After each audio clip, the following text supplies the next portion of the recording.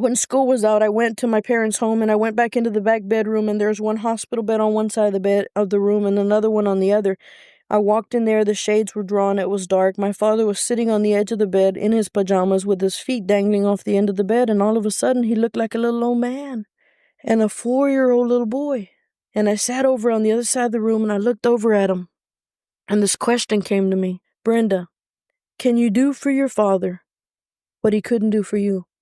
And I went over and I sat next to my dad so that my knee touched his knee and my shoulder touched his shoulder. And I looked over at him and I said, Dad, I want you to know that I love you. I think that you're a great guy. I'm so glad you're my dad. And of all the men that God could have given me to be my father, I'm so glad I got you. And my dad stood up and I stood up and he put his arms around me and I put my arms around him and he started to sob.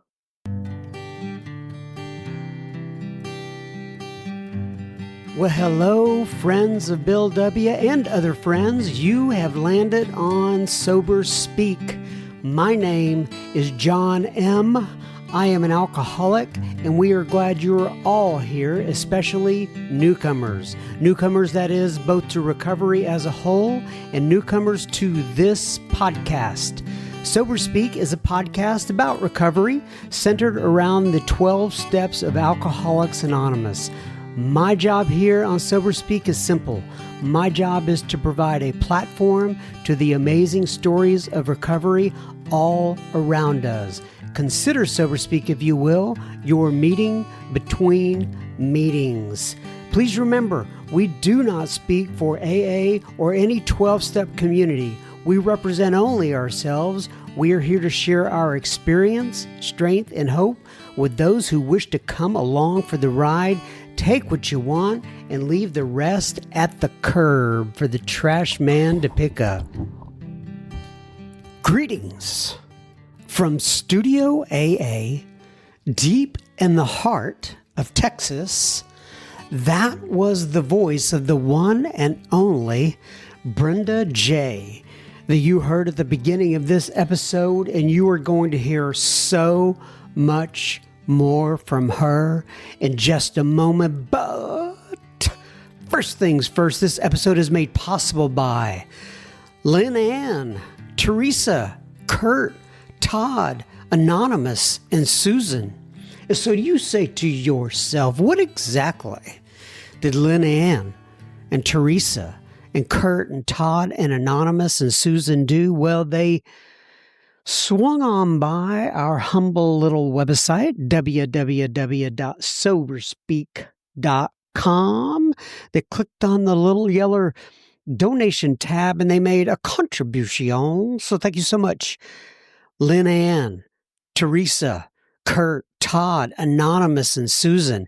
This here episode number 422 of Sober Speak with Brenda J.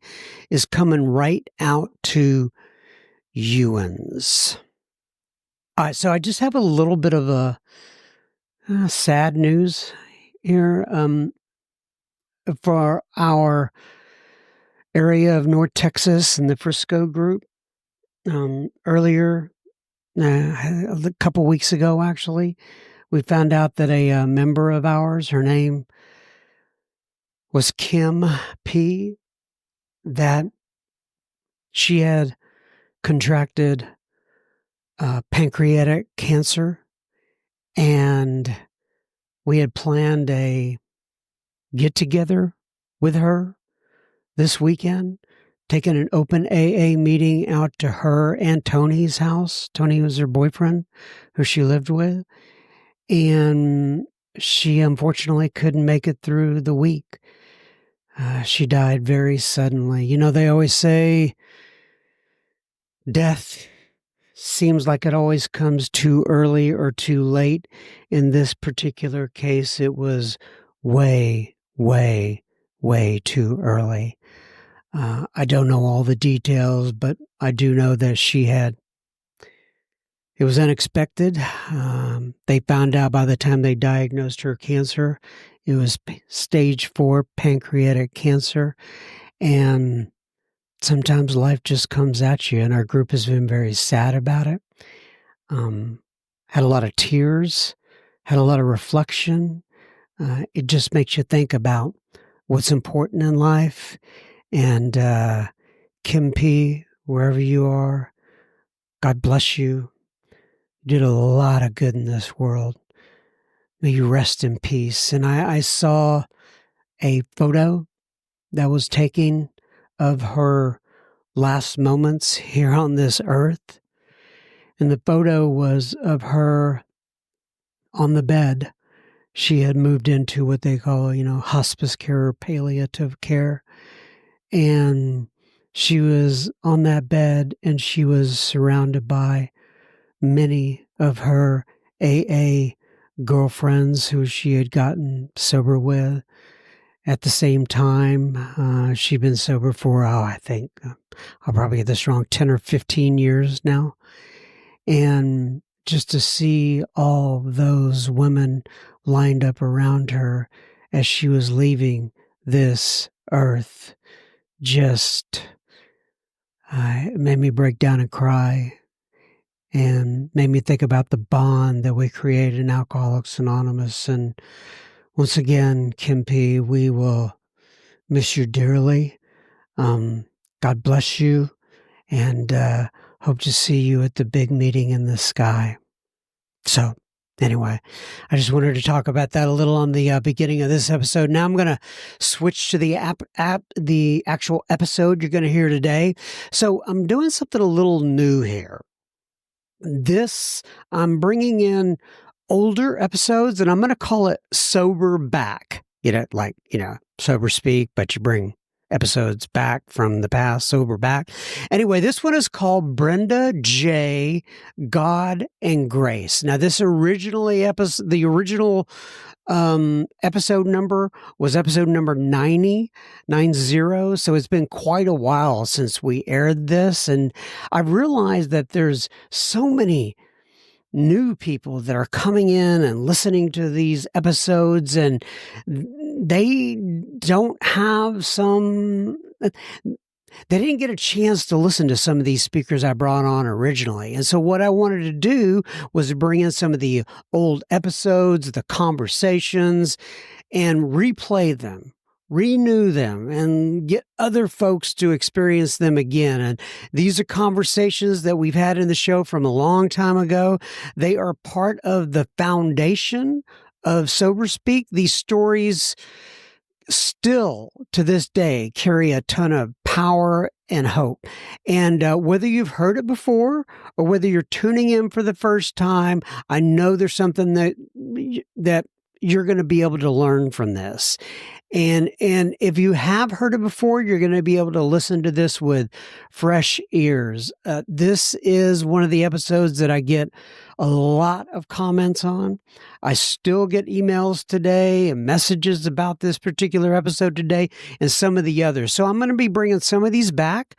Once again, it's called Soberback, Brenda J, God and Grace.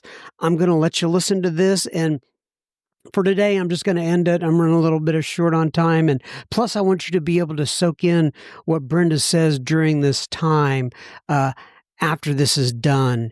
And we'll continue with some more listener feedback next week. So enjoy Brenda. If you have any comments or you want to reach out to me, I'm at John, JOHN, at Soberspeak.com. Enjoy. God, I offer myself to you to build with me and to do with me as you will. Relieve me of the bondage of self, that I may better do your will. Take away my difficulties, that victory over them may bear witness to those that I will help of your power, your love, and your way of life. May I do your will always. My name is Brenda. I'm a recovering lesbian, Hispanic, Catholic, alcoholic, drug addict, full-figured woman.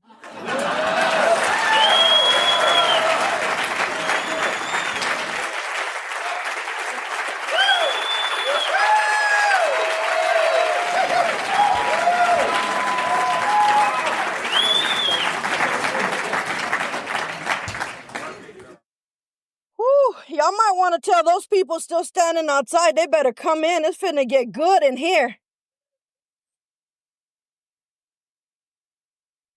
The last time I had to drink or do drugs to change the way I was feeling was on July the 3rd of 1990. I've been clean and sober ever since then. Grateful to God for that, absolutely. You can clap. It's all right. It's all right. Antes de empezar, le quiero dar muchas gracias a ustedes por la oportunidad de estar aquí. Le doy gracias a Dios por este día que me ha concedido. Y con su permiso voy a hablar en inglés. For those of you who don't understand Spanish, what I said was, hi.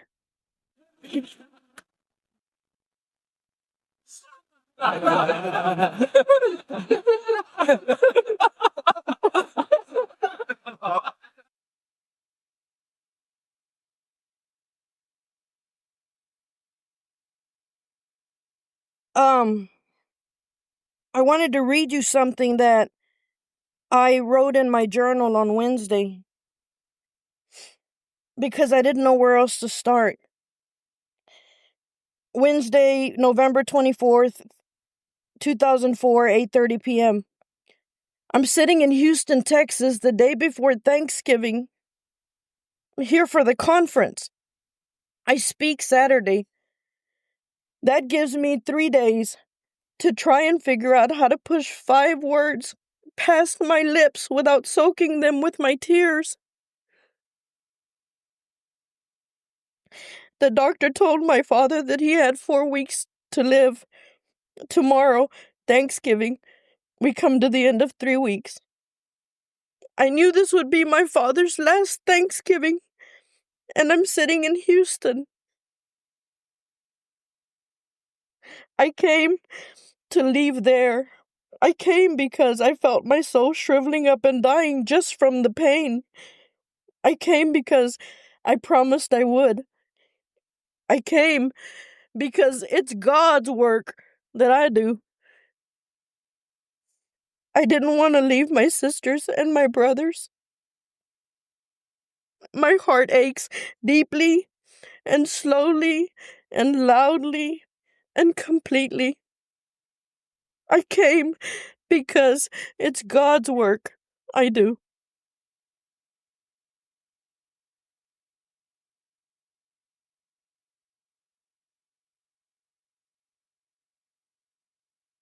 There was a man who once wrote that in every person's life, there comes a time when there is no exit. When the measure of a person's courage is taken. We have come to that moment for me. Now, the people on the committee are like, this was supposed to be the happy speaker.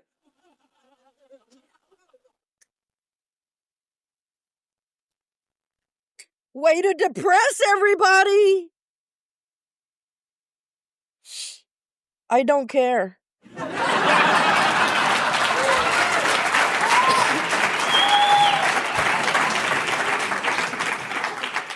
Here are a few suggestions I picked up on my way here from fellow AA members.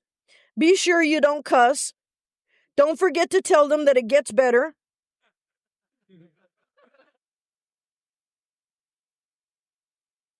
I'm going to go ahead and check that one off. Don't forget to talk about the steps. Try and keep everything in order. Tell them about your drinking. Don't talk too much about the drinking. Talk about being sober. Don't cry too much. Be clever, charming, and funny. Don't entertain them. That's not why we're here.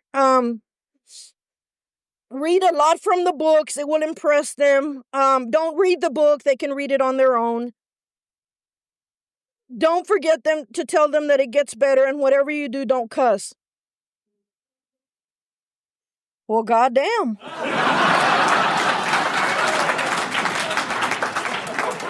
If I have to worry about all of that, I'm not going to know what the hell I came to tell you. So I'd like to thank the people for their suggestions. If you're new, you too can have this. Yay. I have no idea what you're about to hear. None. And it doesn't matter. It doesn't matter. What are you going to do? Fire me? The truth is that I did come to talk about a few things. And if I want to know about a speaker, are they going to suck? Because after all, there is a dance soon and I do have a little bit more prepping to do. And what a waste of time, So I'm going to tell you what I'm going to talk about. And then you can slip out in a minute if, you're not happy with it. Mostly it's going to be about me.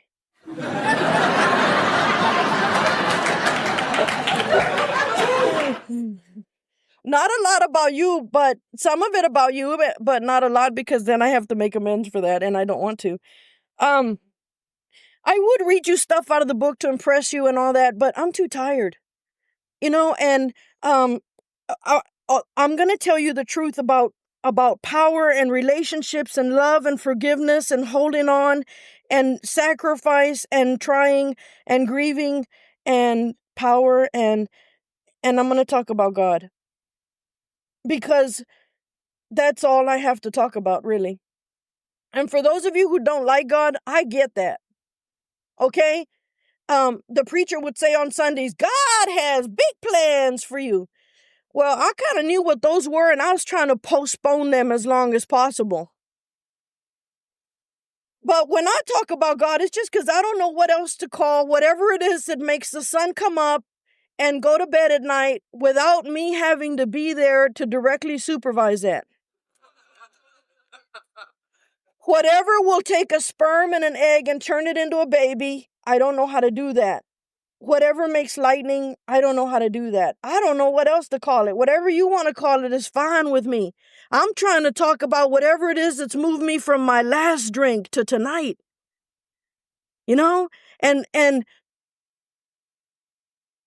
And this is what happened to me. Now, you may not ever have to do some of the things that I've had to do. You may have to do all of them. It doesn't matter. The one thing I love about Alcoholics Anonymous is that we get to do it the way it works for us. And by the way, if you hear an old timer say to you, there's only one way to do it and it's in the book and do it this way, run.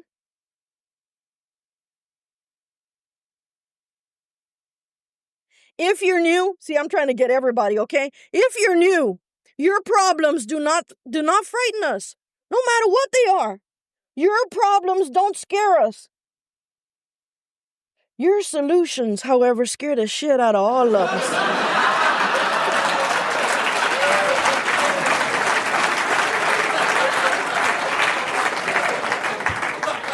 It never fails. You see newcomers and they're like, oh, I'm feeling a little lonely. I think I'm going to get married. Woo,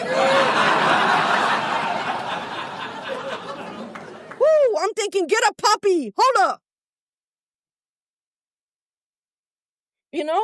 I don't have any money. I believe I'm going to go rob the bank. So if you have ideas, don't follow through with them. I don't talk a whole lot about what it was like when I drank because I think you got that part down, right? That whole throwing up thing and all of that. I guess you know how to do that. I had my first drink at the age of 4.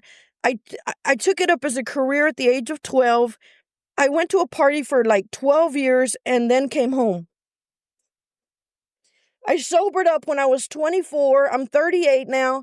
And I drank until I took the last drop of the last beer on the last day for the last reason.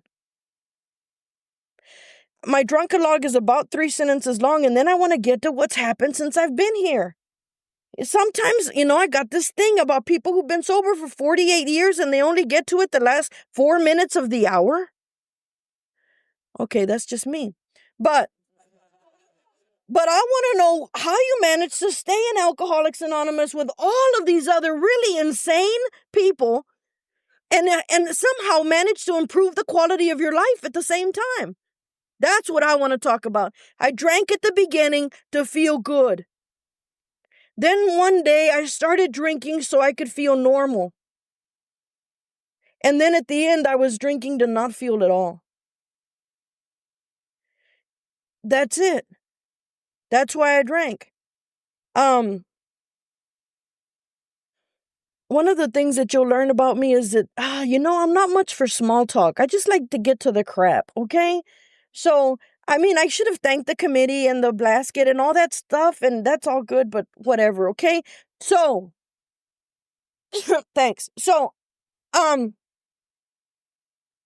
you're supposed to do that stuff, and okay, let me think of some. No, it doesn't matter. I was 24 years old.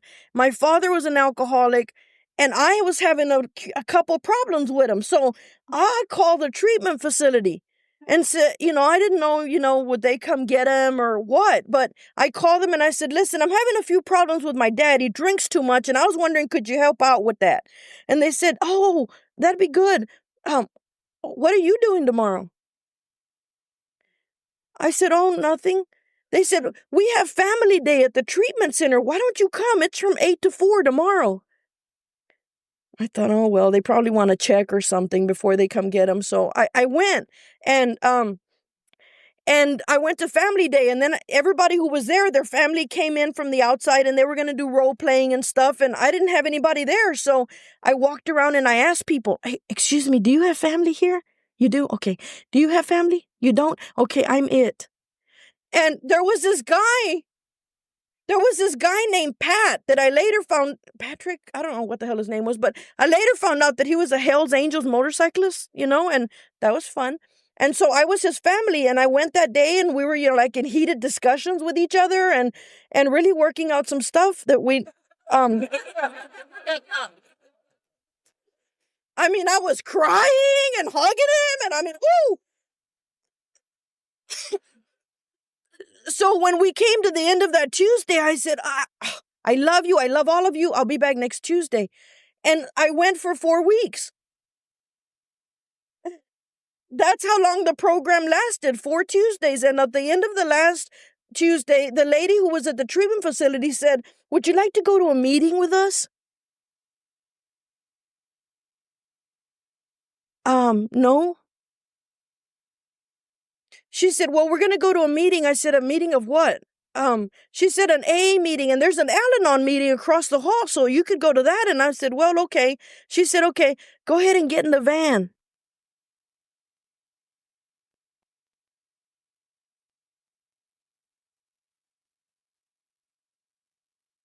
Now, if y'all are going to get ahead of me, I'm not going to share. I'm not going to do it. I'm going to keep it to myself. So I got in the van, and they drove us to the AA meeting, and all the AAs went that way, and I went to Al-Anon, and that's where I started. And I went to that first meeting, and the people in Al-Anon, they were really cool. They're like, God, welcome, welcome. You're welcome to come anytime you want. We do, however, have another meeting that you might benefit from, And so, so I went, the van lady was there one day, and I said, can I ask you a question? I said, my sister made me really mad yesterday, and I didn't want to drink, and I took a drink. She said, oh. I said, and then the day before that, my sister really, really made me mad, and I didn't want to drink, and I took a drink. She said, oh. She says, I want you to try something. She said, why don't you say, my name is Brenda and I'm an alcoholic? I looked at her like she had lost her damn mind. I said, well, because it's not the truth. She said, it doesn't matter. Just say it. The only thing running through my mind is I'm really considering slapping you, So after, working up to it, I said, my name is Brenda and I'm an alcoholic. And I started to cry. I mean, just because everything that I'd ever hidden about came crashing down on me. I had no idea. I drank with my family. I'm one of 9 kids, 1 mom, 1 dad, a puppy that didn't make it out of childhood, but I drank with them and they all drank like me, and there wasn't anything wrong with that. So I had no idea that I was an alcoholic. She goes, there's a women's meeting here tomorrow night on Friday night. It's at 7:00. Here's my number. I'll meet you here. Yeah, that's a good idea. I am not coming back, and So the next day I thought of several good reasons to call her and say I can't go. So I showed up. And I went to the meeting and I walked to the door of Alcoholics Anonymous and she said, I brought you this far. If you're coming in, you got to come in alone. And I stepped over the threshold into AA. The first meeting I went to was on trust. Yeah, that messed me up quick. I was really interested in what women alcoholics look like. I had no idea. So I went to this meeting and I don't remember much about it except I got in there and I looked around and everything was stained and colored, Woo, beautiful. And everybody was white.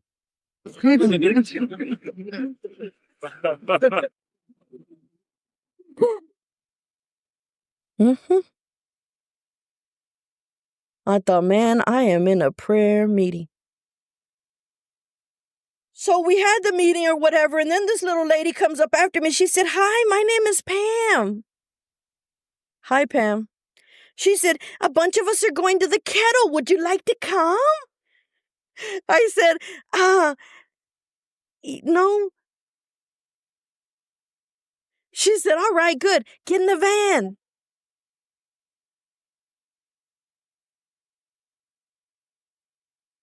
See, but I ain't no dummy. I said, oh, you know what? I'm going to take my own car, but I'm going to meet you there.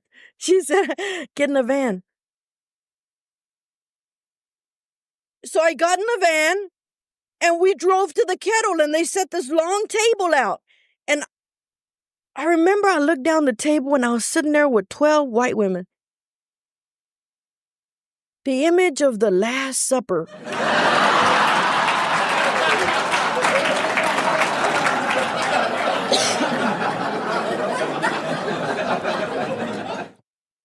So they told me there was a meeting at 11 the next day, and I'm like,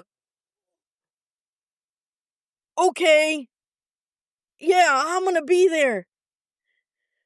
So I went to the meeting, and in the middle of the meeting, there's this ruckus out in the lizard lounge, and the half measures room, what do you call it? That place over there for people too well to come in.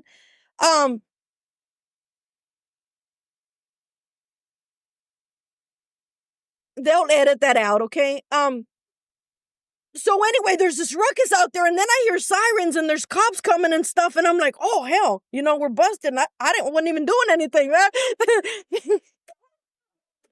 I knew somebody had some stuff up in here. So I opened the door to the room just in time to see this guy take this mug and whack this guy on the head and split him open, and blood went everywhere, and I thought, that's messed up. I don't need this in AA. This is like home. I don't need this. And one lady comes up to me. She said, I've been here 22 years and nothing like that has ever happened. I'm like, I should be grateful then or what? So I started going to this group and these people, they tried to help me and I tried to not let them. So I'd go to meetings with the newspaper. And as soon as the meeting would start, I'd sit back and open up the sports page.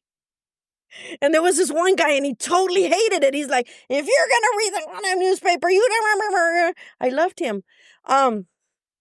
So the next day, I brought my headphones. Because I was willing, right?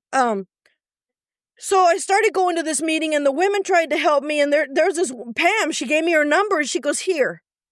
We talked about it, and you need a sponsor. Right now. Here's my number. Call me. I'm like, when do I call you? She said, anytime you have an idea.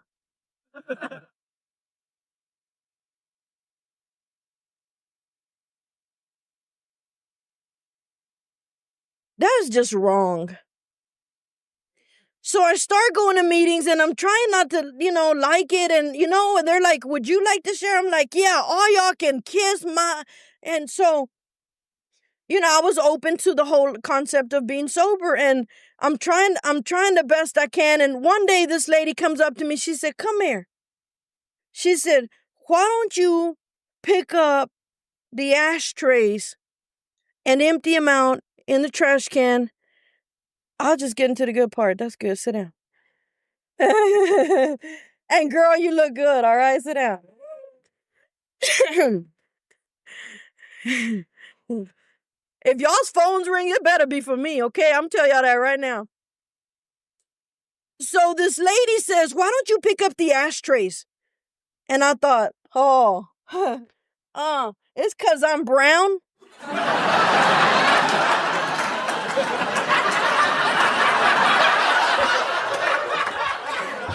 And we're going to have to take care of this today.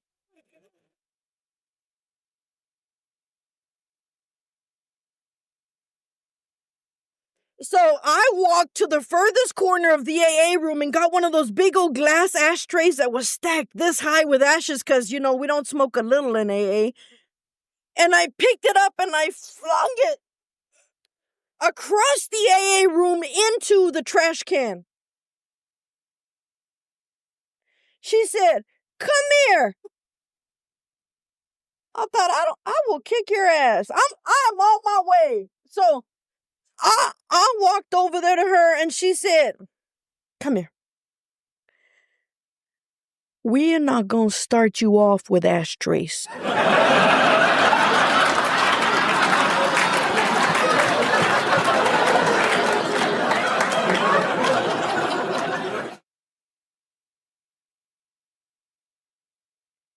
I felt like I had been demoted.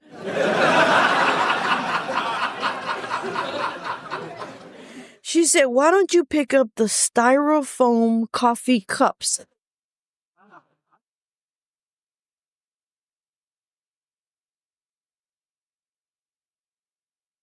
They don't go very far when you throw them. So I did, and I was working it, and I was just trying to stay sober, and I enrolled in school. I don't know what the hell I was doing. I'm just, trying to follow the directions, and there was this guy there, and he had like 2 years, and his name was Pat, and he was a cocaine addict, but he's like coming to AA too, whatever. I don't know. I don't care.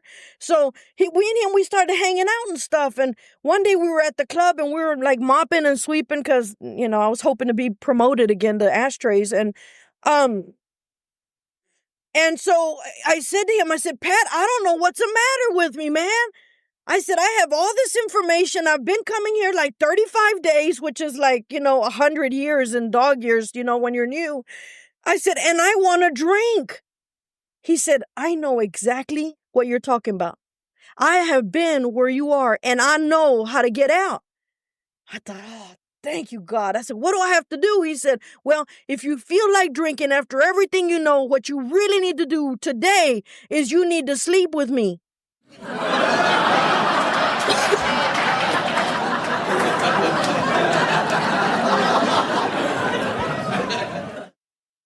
I didn't say he was bright. I mean, we were both after the same thing, but so I went outside to the payphone and I said, hello, Pam, this is Brenda. I was up at the club and I'm talking to Pat and I told him that I wanted to drink and he said if I didn't want to drink that I should sleep with him and you said for me to call you anytime I had an idea. And this sounded like an idea. Uh-huh. Uh-huh. It's for you.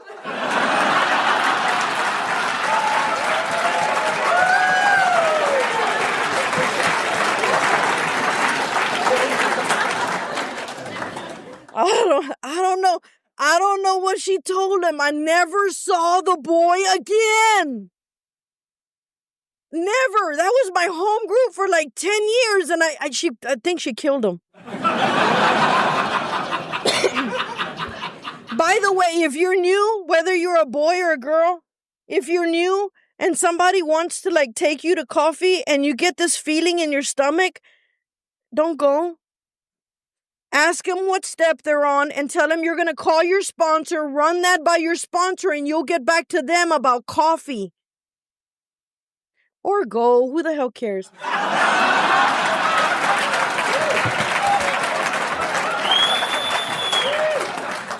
Oh, now you hear the newcomers. Yeah! Some guy in the back is like, finally, she got to some good shit. So I kept going and kept showing up and kept doing the best I could and tried to, do the best. I started working the steps and I'd read everything I could and next thing I knew, I got a year and I invited my family to come and some of them did and I have 23 nephews and nieces and 18 great nephews and nieces. Yeah. Um, and so some of them came and we stayed for the AA dance and stuff. It was really cool. But I keep rocking right along, trying to do the best I can. And I was in college and I literally came to in an English before the 1800s class. I don't know. I just looked at the book and looked at the degree that required the least amount of math and went in that direction. I am not kidding. So I'm just taking classes and stuff, and all of a sudden I get this letter from the dean's office saying, Miss Hossel, you're about 12 hours from graduating. You might want to come file a degree plan. So I went and I graduated. And now, see, I'm trying to stay sober, trying to fix things up with my 9 brothers and sisters as the best I could. And the best thing I could figure out was that I needed to show up for the lives of their children. So I went to violin recitals. I went to Little Olympics. I have heard more concert music than should be required of any sober person. But I just kept showing up. When one of my nephews got his driver's license, I went to the DMV and I had pom-poms and, a little cowbell. And he's like, oh my God. One of my nephews has muscular dystrophy, so he was in the Special Olympics. So I'd make banners and streamers and run along the side of the road. It was great. They're like, God, she's drinking. I know she is. So it comes graduation night, and I walk in the Coliseum in San Angelo, and I look up over my left shoulder, and there's this whole section that has streamers and balloons, and there are all my nephews and nieces and my brothers and sisters. Absolutely. And I looked at my father, and the only thing I'd ever seen in my father's eyes had been disappointment for as long as I can remember. My one memory of my relationship with my father when I was a teenager was he called me into his room one day and he said, I am sick and tired of how hard you make things for your mother. When she dies, I better not see one tear in your eye or I'm going to knock every goddamn tooth out of your mouth. Do you understand me? I said, yes, sir, I do. He figured out how to do that part, but he didn't figure out how to do the little part when I was 4. The little part where he should have picked me up and said, man, you are so cute. Look at those eyes. You're absolutely beautiful. I am so glad I have you. Of all the little girls that God could have given me, I'm so glad I got you. That didn't happen. But he figured out how to do the other part really well. So I'm moving right along. I'm trying to fix things. Next thing I know, I graduated from college with a teaching degree. Yeah. Thanks for not leaving the room to check your kids out of school.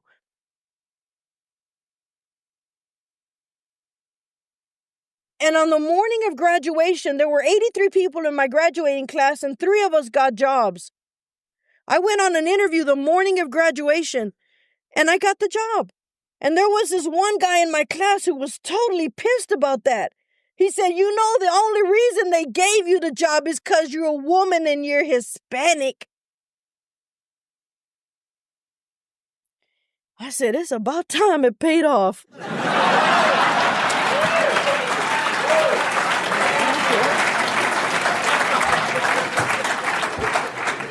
Hell, I don't care if they gave it to me because they think I see Jesus. I don't give a rat's ass. So I start teaching school. I get to the end of my first week of school and the phone rings in the office and it's for me and it's my little sister.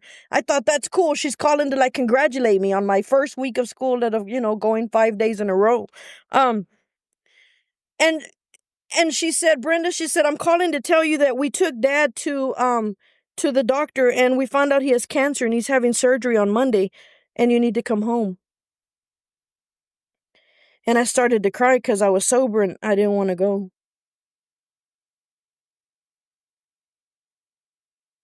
When school was out, I went to my parents' home and I went back into the back bedroom and there's one hospital bed on one side of the room and another one on the other.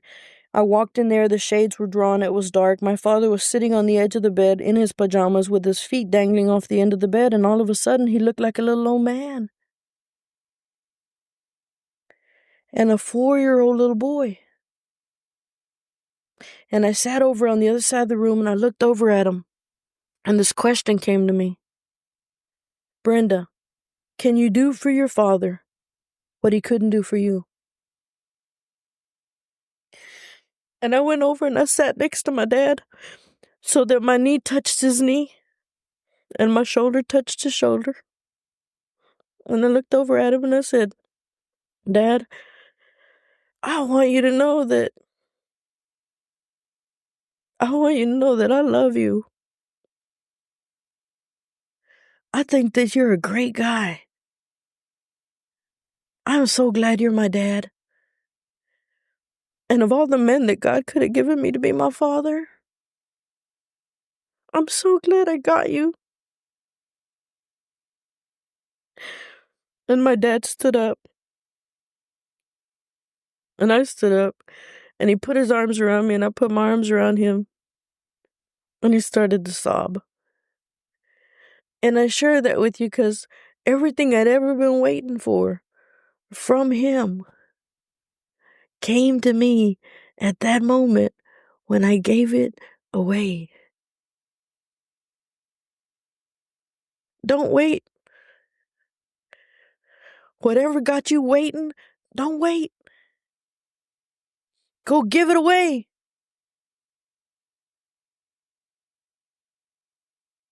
I told my father how proud I was of him, that it must have been really hard to come home every day to 9 kids. But he came home. And he worked.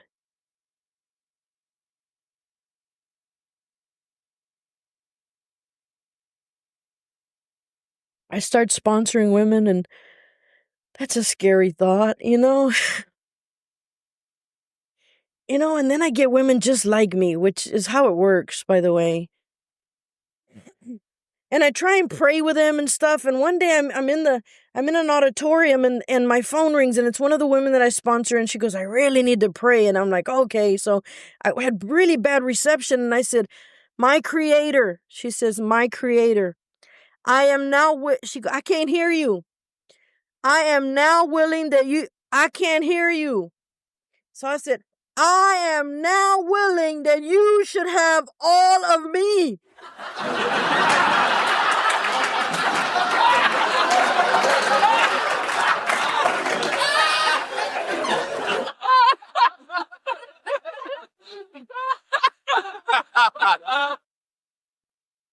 At the exact same moment, the 2 teenage boys that I had taught a couple years earlier were walking by and they're like, all right, yeah, woo.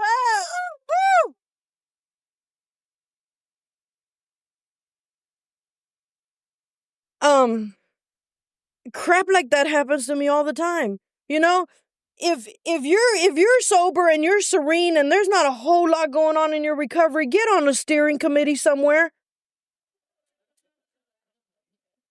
Any steering committee will do. I'll tell you what. I love being sober, and working the steps is the answer. Here are the steps we took, which are suggested as a program of recovery. I am here to tell you, if you're new, take notes. I have not figured out how to stay sober by simply being on the dance committee. I have not figured out how to stay sober by being the most popular person in AA. I went home from my first few meetings and people were like, keep coming back. And I thought, I kid you not. I went home and I told my mother, Mom, they told me to come back. She said, I think you should. I said, Mom, they don't have a leader. I asked who was in charge and they said no one. I think they're going to ask me.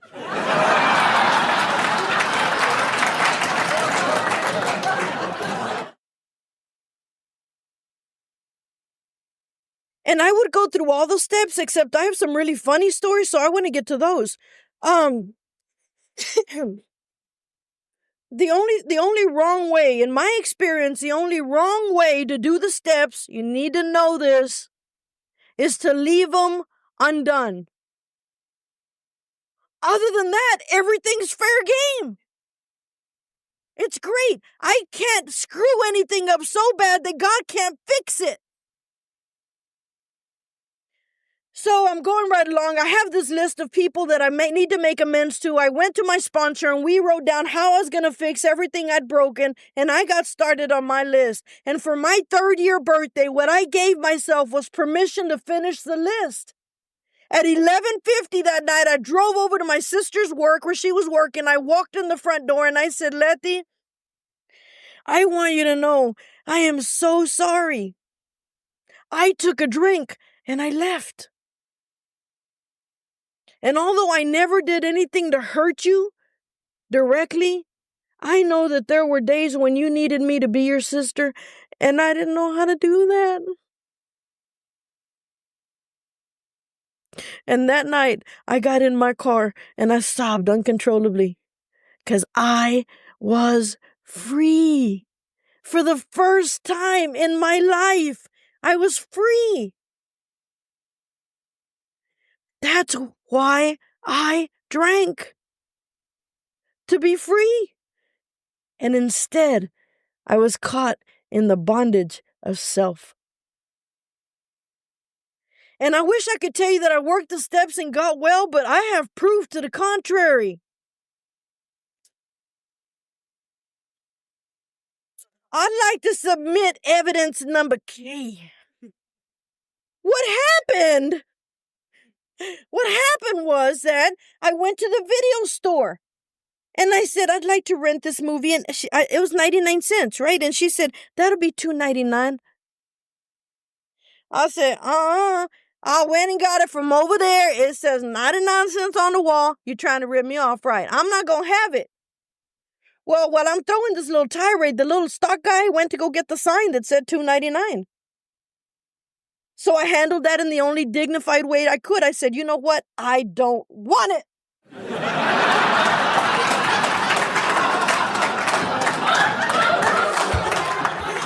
And I stormed out of the store.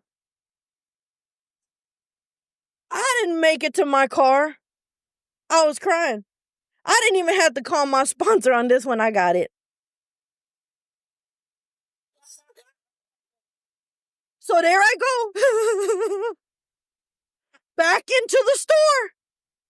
I know I have to make amends. Now, I got to wait in line to make amends.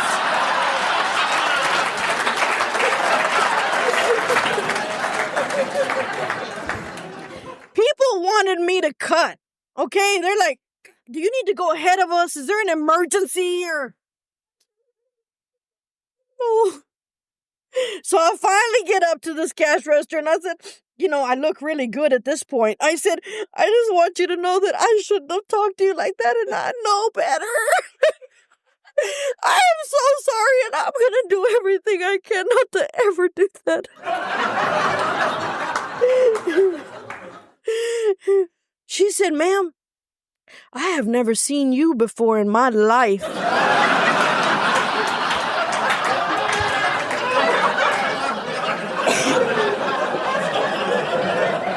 She said, but I do believe you're looking for Bridget, and she's in the back of the store now. I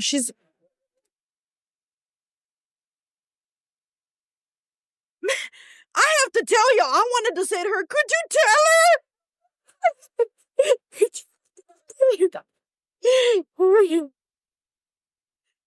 So there I go to the back of the store. Now people have stopped shopping. There she goes. That's her right there. Which one do you think is Bridget? So I go all the way to the back of the store. I got snot coming now. It's good.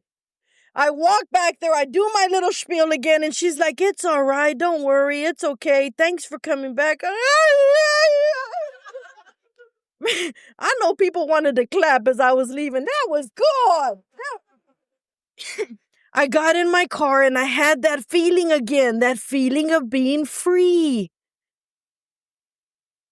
You know, that's it. I started teaching school. I started teaching 6th grade, Hormoneville, as I like to call it. Because the kids won't bring their crap, but they will bring their hormones every day. Okay? I don't know. I don't have any idea. I was drunk in the 6th grade. I don't know what we talked about. So they give me this class, and in the first year, they scored perfect 100 in reading and a perfect 100 in math on the TOS test, which is, by the way, we determine who goes to heaven now.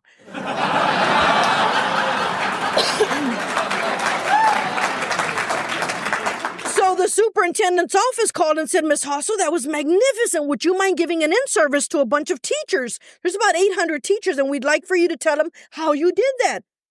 I would love to. So I get in front of these teachers. I have no more an idea what the hell I'm doing. And I said, "What do you want to know?"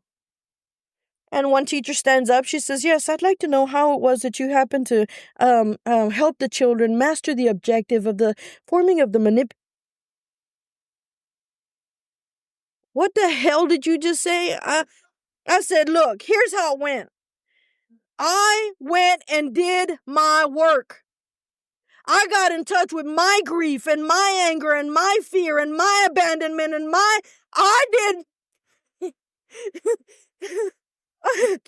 I said, I did my work, and then every day I showed up spiritually, emotionally, physically, and mentally for these children. That's how they made 100. Go do that or go do something else."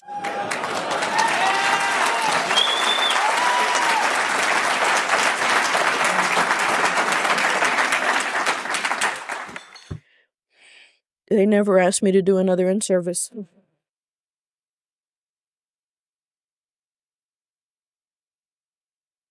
Jeez, don't be somewhere where the future comes to you every day, So I'm teaching and my kids love school. 6th graders can't wait to get there. Will not miss a day because they know I will talk about them. Okay? I had a little girl who had 4 wisdom teeth taken out, came back to school completely packed up like Alvin the Chipmunk. I had a little boy, he fainted in class one day. I thought he was playing. I'm like, "Kick him, see what happens." He was actually out cold, okay? So, so they took him to in the ambulance, whatever. About 2:00, he's back. I said, "Thomas, what are you doing here?" He said, "My mom's outside. She wants to talk to you." Man, and I have to tell you, my immediate reaction was, "Do you remember being kicked?" So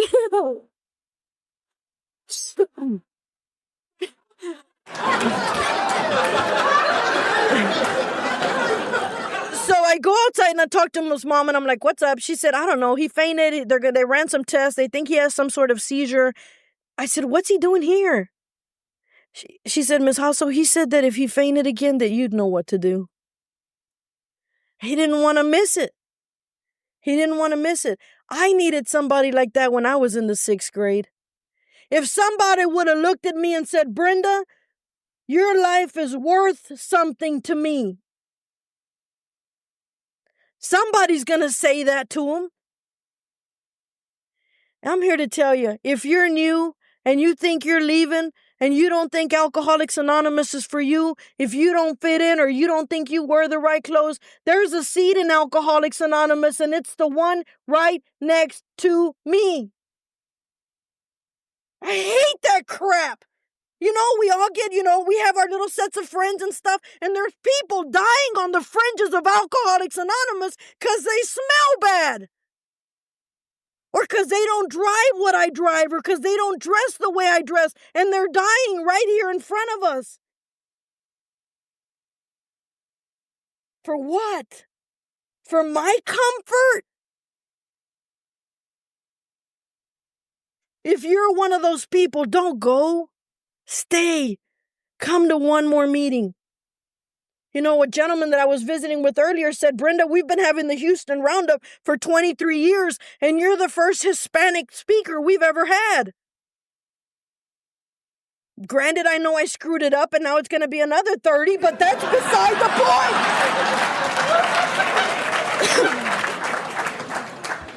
Teach you to go there.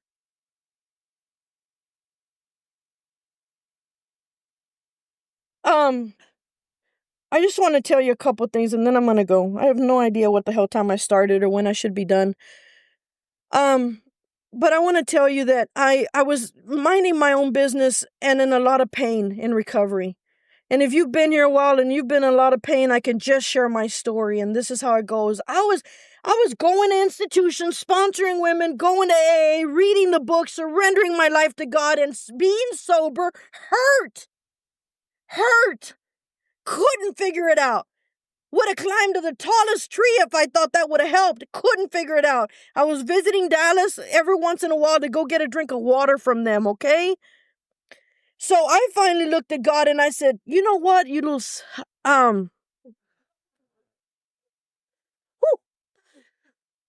I give up. I don't know what you want. I have completely surrendered my life to you and I don't know what else to do. What do you want? And God looked at me and said, Brenda, what do you want? Go to that deepest part of your soul and find out what it is that you want, and you can have it. Whatever it is, you've been faithful. You've been loyal. What is it? What can I give you? And I closed my eyes and went down to the deepest part of my soul, and I said to God,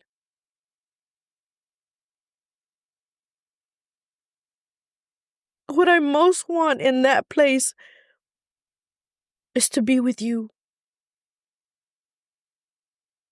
I don't want anything in my life to happen outside of your presence. God said, good, here's a list of directions. And it started with, go tell your mom that you're gay. Go tell your dad that you're gay. Go tell your 9 brothers and sisters that you're gay. I want you to move to Dallas, enroll in the Perkins School of Theology, in the relationship that you've been. I'm like, well, hell. My family knew I was gay, but it's different when you get the memo.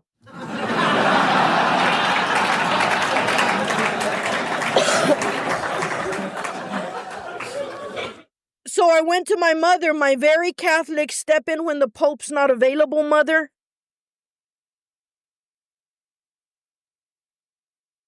And by the way,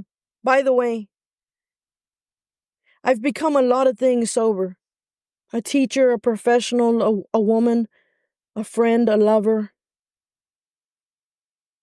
My greatest joy and accomplishment is that I finally grew up to be my mother and father's daughter.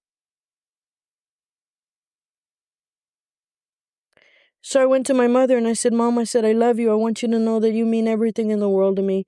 I'm gay and I wanted you to know that I'm moving to Dallas to go to school. And I just kept talking and talking because she knows the rules of conversation. You know, and if I stopped, she would have thought it was her turn. But I did. I stopped talking finally, and she turned around. She goes, let me tell you something. And my heart dropped because I was afraid that I had heard God's voice coming from one direction and that for the first time I was about to hear my mother's voice coming from another. She says, I want you to know that I love you more than I love my other children. And I love you more than that because you are gay. There's room in God's world for everybody. There is no doubt in my mind that this is exactly what you're supposed to do. Not only do you have my support, you go with my blessing. I said, Mom, about Dad? She said, I got him. So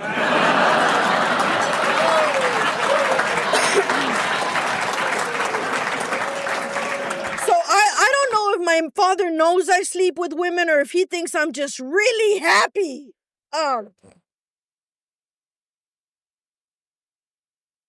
It doesn't matter. I went and I told my brothers and sisters and that I was leaving San Angelo where I'd grown up and where we'd lived our lives, and every single one of them cried. And they said, "We're going to miss you. You have sacrificed your life for our children."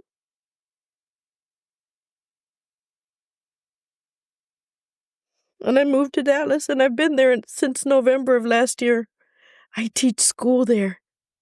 I teach music and fine arts because I don't know anything about either one of those things.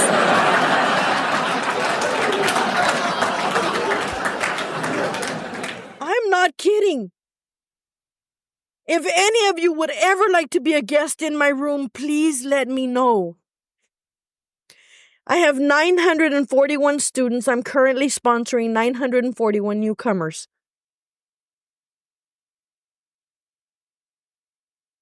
I have a little desk, a little timeout desk, and when you like mess up or cross the line or whatever, you have to go sit over there and you have to write down what it is that you did that was wrong. And who you hurt. And what you could have done instead.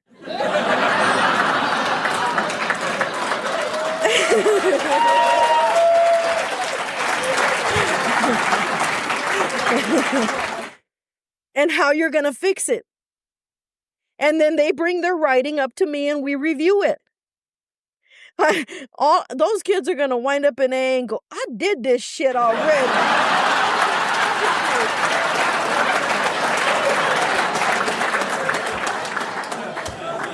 I have one little boy and he's a frequent flyer to the timeout chair. And I said, the other day he called a little girl stupid or something. And I said, "Jesus," he says, "I'm going."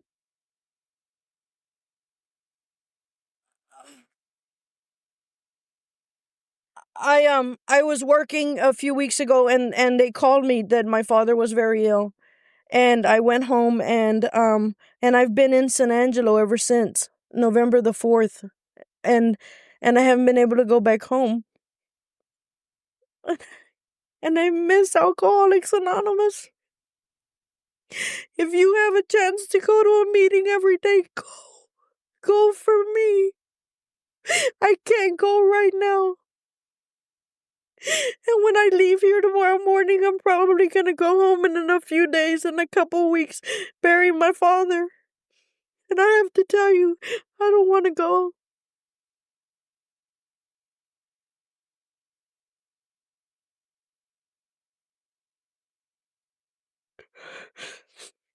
My mother's very old. She has Alzheimer's. And she's trying to help my father through this. And my dad says to my mom, "I don't want to go and leave you." They've been married 54 years. And I told my mom, "Mom, when the train comes by to get Dad, if there's another seat, you better take it."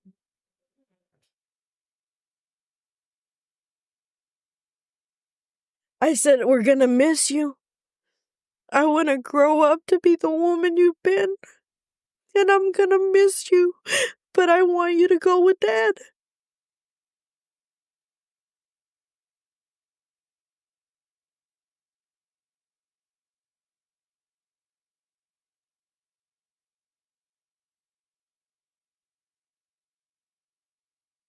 I asked God to help me get sober. And in exchange, I told him that I'd do everything I could not to miss one more moment of my life. So just know that when I leave here and those days come to me and my family, I want you to know that I will stand there with you in my heart.